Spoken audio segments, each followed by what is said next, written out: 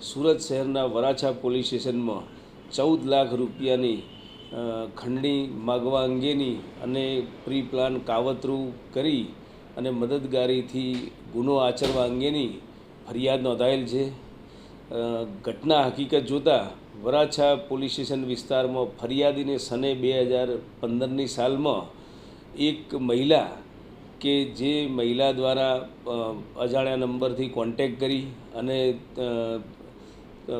કામોત્તેજક ફોટા મોકલી અને ફરિયાદી સાથે સંપર્ક કેળવી અને અન્ય એક હાલના આરોપીએ પોતે જે મહિલા દ્વારા ફરિયાદ નહીં કરવામાં આવે એના ભાગરૂપે